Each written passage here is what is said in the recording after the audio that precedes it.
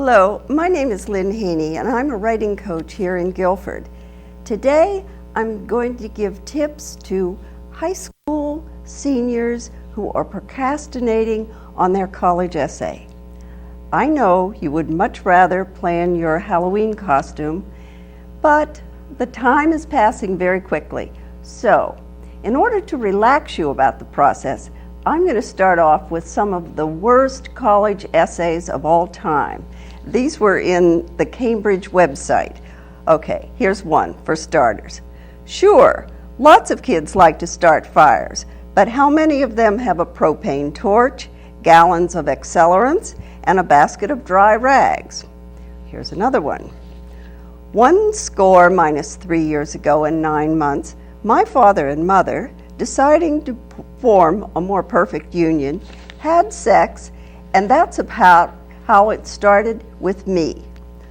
Not having sex, I think what he means is that's how he got started. Anyway, this is Chandra writing, one of the 25 personalities possessed by Ellen Kurtz, who is the nominal applicant for admission. Okay, here's another one. After flunking out of medical school, Kermit Dowling decides to pursue a career in college admissions. And finally, here's someone who cuts right to the chase. This person says, please, pretty please, pretty, pretty, pretty please, super duper pretty please, please accept me in your college. So, I'm going to start out with my tips about what not to do. Okay, number one, don't put in information that's in other parts of your application. Remember, the essay is about you, marvelous you. Don't navel gaze. Don't get into philosophizing about the world in general and the comets and if they were all aligned properly. They want to know not about the mysteries of life, but the mysteries of you. Don't get too academic. You aren't writing a science paper, a history paper. Once again, it's about you. Okay, now, no anger management here, or manage your anger. Don't rail against the admissions process. This happens many times actually in essays. Do that in your bedroom. Make nice on the essay. Pick your topic wisely.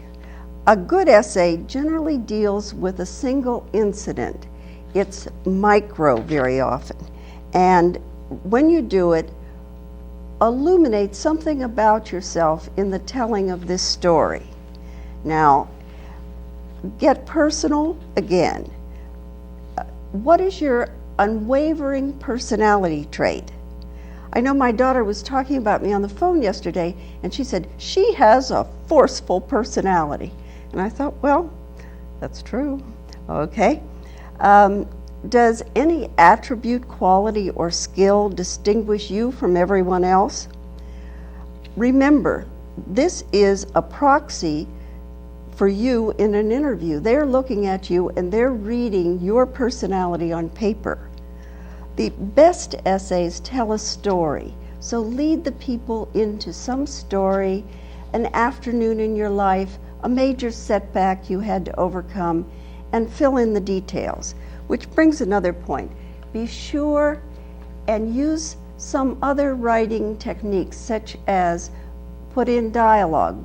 People don't use that enough in the college application essays, and it adds so much life to an essay. Another thing is, check for facts, the who, what, why, when, and where. You don't have to go on about them, but if you had this great epiphany and you knew that you really were supposed to become a rocket scientist, describe where it happened. What were you doing at that time? So that the reader isn't saying, were they on top of a mountain? Were they scuba diving? When did this happen? That sort of thing. You have to remember how quickly admissions officers read these essays. They go through them in 2 minutes.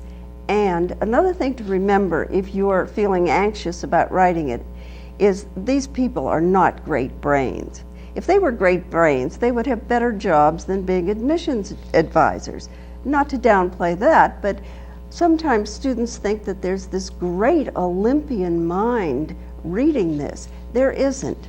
So more than anything else, they just want to get a sense of who is the real you on paper. So the best way to do that is in your story to be concrete, as well as using the other narrative devices of using metaphors and similes and humor. Humor works very well if you happen to have a flair for it, but even people who don't can think of a more amusing way to say something than getting down to a grim one sentence that resembles the next sentence. You know, you want to leave the people, after they've read your essay, with a smile. If you can do that, it really helps. Okay, now there is the glamour of grammar. Remember to mind your grammar. Edit, edit, edit.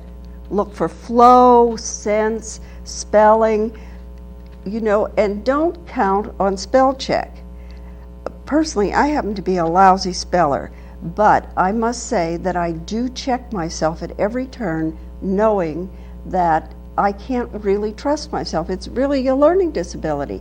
And what I've discovered with spell check, and a reason I can't count on that completely, is because they don't do homonyms, whether and weather, words like that.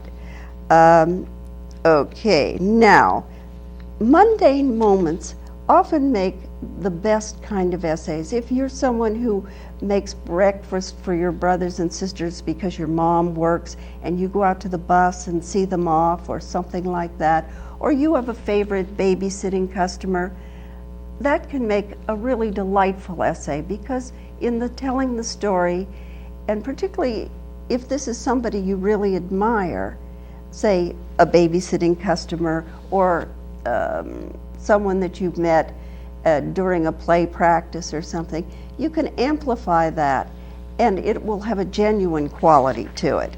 Okay, now choose your words carefully. Very often students want to use some big words, you know, to hype up their essay. It works if that happens to be the word that you should use in that essay. Mark Twain said, "The difference between the right word and the almost right word is the difference between the lightning and the lightning bug." So keep that in mind. Now, finally, what I'd like to say is clinchers are crucial. You have to think of, at the beginning of your essay, you want to grab their attention, and you want to hold that attention through the middle muddle. And the way to do that is to make sure your essay is well structured, that the supporting paragraphs amplify what you said in your beginning statement, and then in your final statement, you want to sum it up, but you don't want to do it in a labored way of saying in conclusion.